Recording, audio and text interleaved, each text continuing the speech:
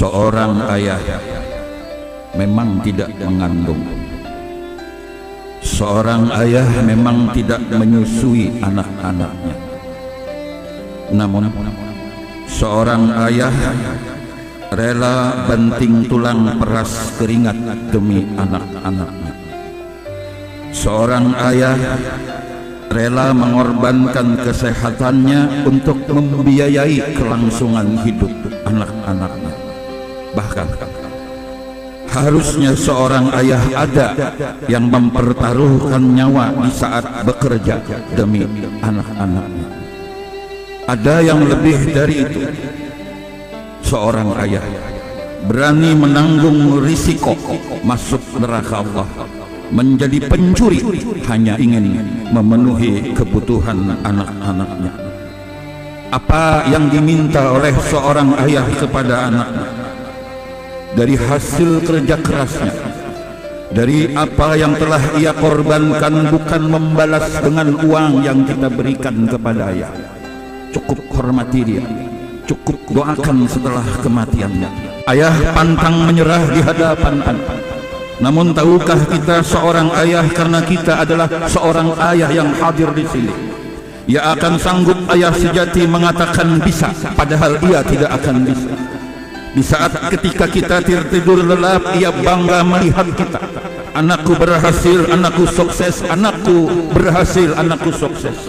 Padahal seorang ayah terkadang ia mengeluh di hadapan Allah di tengah malam gulita. Ia bisa meneteskan air mata dari ketegaran seorang ayah karena sudah kelelahan memelihara kita, kelelahan membiayai kita, kelelahan apa yang menjadi permintaan kita. Semoga ayah kita dosa-dosanya diampuni oleh Allah. Demikian pula seorang ibu. Saat mengandung, betapa seorang ibu berada dalam penderitaan dan kesengsaraan. Jika siang berjalan, ibu kita terhuyung-huyung karena membawa beban dalam kandungan.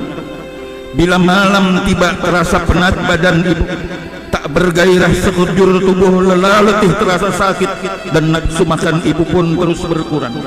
Semakin bertambah usia kita dulu dalam kandungan ibu, semakin sengsara sang ibu kita mengandung. Di saat melahirkan, seorang ibu mempertaruhkan nyawanya antara hidup dan mati. Begitulah penderitaan ayah ibu kita semenjak mengandung ibu sampai melahirkan kita. Tapi penderitaan dan pengorbanan serta kasih sayang tidak terbatas hanya sampai di sini saja.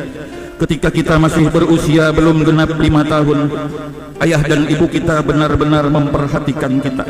Kalau menangis di saat malam yang larut, ayah dan ibu kita bangun untuk menggendong dan mendekati kita. Jika ada yang sakit, ayah dan ibu mengobatkan cepat sekali. Jika pakaian kita basah, mereka menggantikan. Belum kita dilahirkan, di saat kita berada di dalam rahim ibu kita, ibu sudah mengelus-elus dan mendoakan kepada kita. Tak seorang pun di dunia ini yang mendoakan kita, kecuali yang paling pertama adalah ibu kita. Di dalam perut kita dielusnya, anakku sukses, anakku berhasil, anakku pintar, anakku kaya. Kita belum lahir ke alam dunia, ibu kita sudah mendoakan kita. Dia menimang-nimang kita, dia mengelus-elus kita, dia tidak berharap balas kasihnya.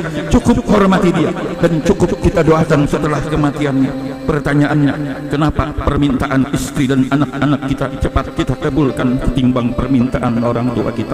Semoga dosa ini tidak dikarmakan Allah. Mudah-mudahan ayah dan bunda yang masih hidup dicatat Allah sisa usianya kebaikan, matinya kalau nanti dalam kondisi husnul khatimah. Kalaupun sudah meninggal dunia, semoga dosa dan kesalahannya diampuni oleh Allah. Rindu kita berjumpa dan berkumpul ayah bunda kita di dalam syurga. Rindu kita berkumpul ayah bunda dan istri serta anak-anak kita di dalam syurga, berkumpul bersama Nabi kita Muhammad sallallahu alaihi wasallam.